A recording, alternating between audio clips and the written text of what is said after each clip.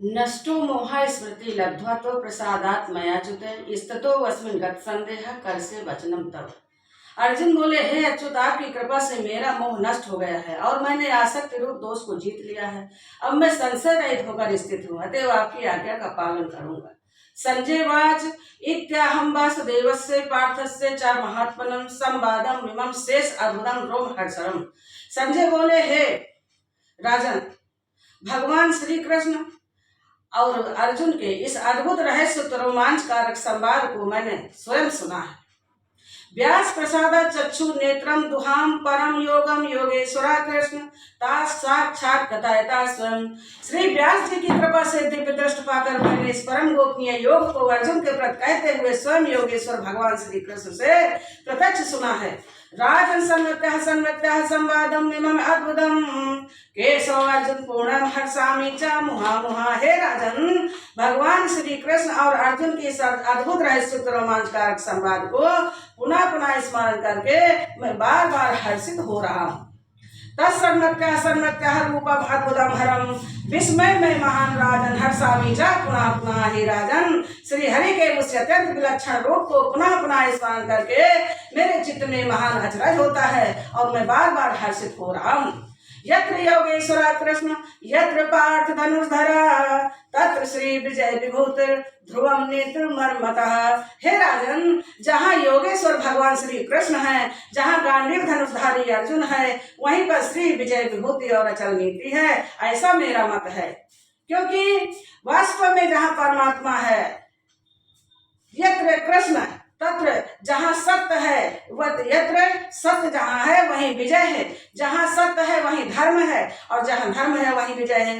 तो इस प्रकार से हमारे जीवन में सत्य भी होना चाहिए, धर्म भी होना चाहिए और एक स्थिरता होनी चाहिए। एक हमारे में एक ऐसा ठहराव हमारे जीवन में होना चाहिए, क्योंकि मनुष्य का जीवन संघर्षों का जीवन होता है। मनुष्य का जीवन में ही उतार चढ़ाव आते हैं। तो इस प्रकार से हम अर्जुन के जैसे साहसी बने और धैर्यवान बने और परमात्मा हमारा सद्गुरु भगवान कृष्ण, जो साक्षात योगेश्वर भगवान श्री कृष्ण है, साक्षात भगवान श्री कृष्ण का ये जो कहा हुआ गीता शास्त्र है, साक्षात कथा भगवान का यह अमृतमय वचन है, अमृतमय वाणी है।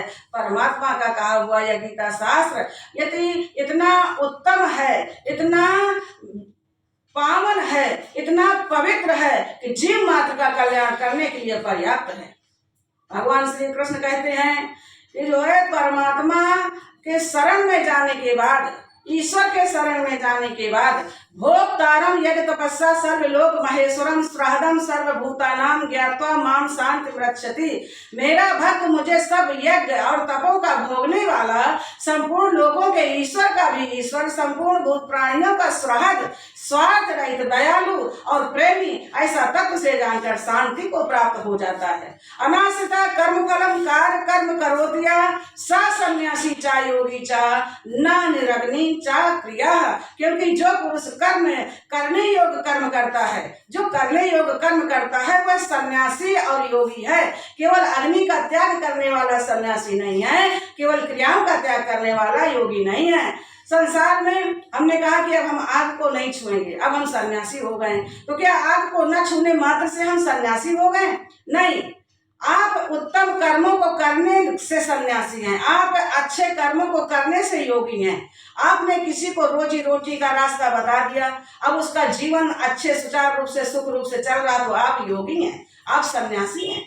आपने किसी के गिरते हुए बालक को उठा लिया, झाड़ पोछ करके खड़ा कर दिया, आप सन्यासी हैं, योगी हैं। आप कर्म योगी बनो, कर्म करो, कर्म करने से ही सब कुछ होता है।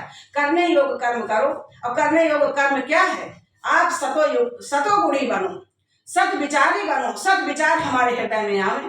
भगवान श्री कृष्ण अर्जुन से कहते हैं कि आप कर्म करो, कर्म करने में पीछे मत हटो, क्योंकि तुम्हारा जो क्षत्रिय धर्म है तुम्हें कर्म करने के लिए विवश कर देगा और तुम्हें कर्म करना ही पड़ेगा। इसलिए हमारे को संसार में कर्म करो और फल की आशा मत करो। फल की इच्छा ही हमारे को दुख देने वाली है। करने योग्य कर्म करो, वेद विहित कर्म करो, शास्त्रों के अनुसार कर्म करो। कहते हैं कि गृहस्थ था और उसके एक बच्ची और एक बेटा था, और वो बड़े ही जो है दयनीय दशा में, गरीबी में थे। तो एक बार क्या हुआ कि गांव में संतों की टोली आई और माता पिता ने देखा कि इन संतों का सभी सम्मान करते हैं, स्वागत करते हैं और खूब भोजन व्यवस्था खूब करते हैं। तो उन्होंने उन संतों से हाथ जोड़ करके कहा कि हे महापुरुषों, हे संतों, हे साधु, हमारे भी इस बेटे को साथ में लेते जाओ। देखो उनका आशय यह था कि कम से कम हमारा बच्चा पेट भर भोजन करेगा और इनकी सेवा करेगा। कितना सद्विचार, उनका सद्भाव कि संतों की सेवा हमारा बेटा करेगा। और उन्होंने अपने बच्चे को भेज दिया संतों के साथ में। संतों ने ले लिया, आश्रम में रहने लगा। रहते रहते खूब साधुओं की सेवा करता, खूब गुरुदेव की सेवा करता। एक दिन कुछ ऐसी खबर गई कि तुम्हारे बहन की शादी है बेटा, यदि आ सको तो आ जाओ। उस बच्चे ने गुरुदेव से कहा, गुरुदेव मेरे बहन की शादी है, यदि आप आज्ञा दे तो मैं चला जाऊं।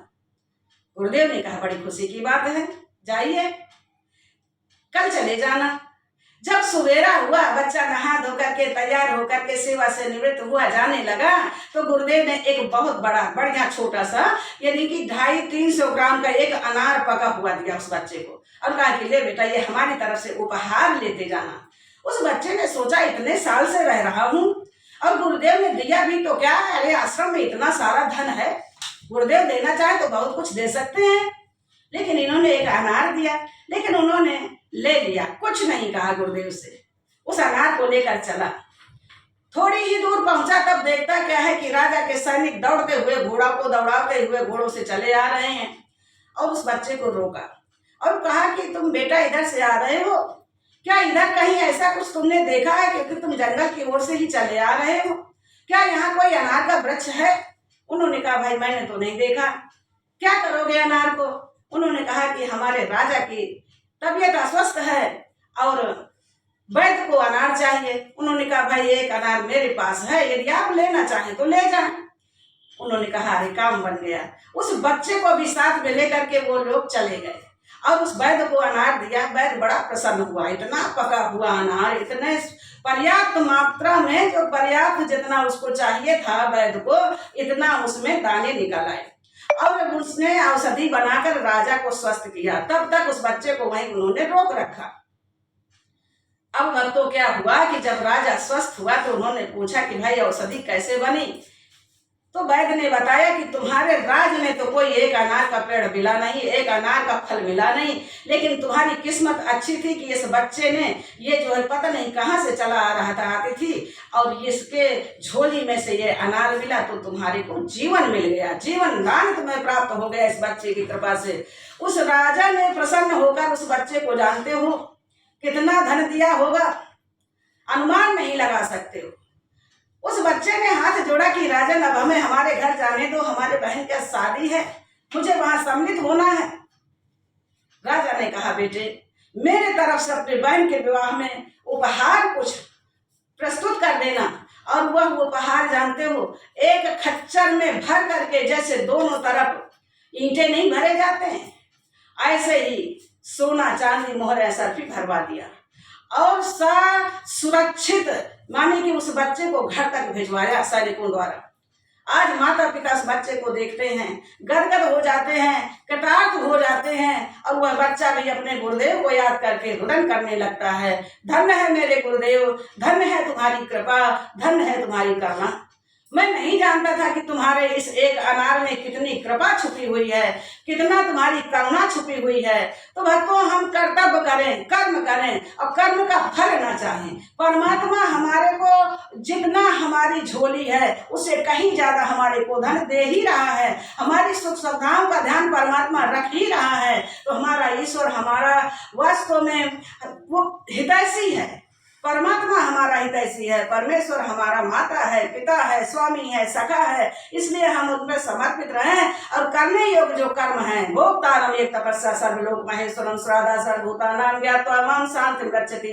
भगवान कहते हैं, मेरा भक्त मुझको ही सब यज्ञ और तपों का भोगने वाला, संपूर्ण लोकों के ईश्वर का भी ईश्वर, संपूर्ण भूत प्राणियों का सुहृद माने कि सुहृद माने प्रेम करने वाला, प्यार करने वाला, संपूर्ण भूत प्राणियों का सुहृद, स्वार्थ रहित। यदि संसार में कोई स्वार्थ रहित है तो परमात्मा ही है, सद्गुरु ही है, जो जीव मात्र से और मनुष्य मात्र से जो है वो स्वार्थ रहित प्रेम करता है।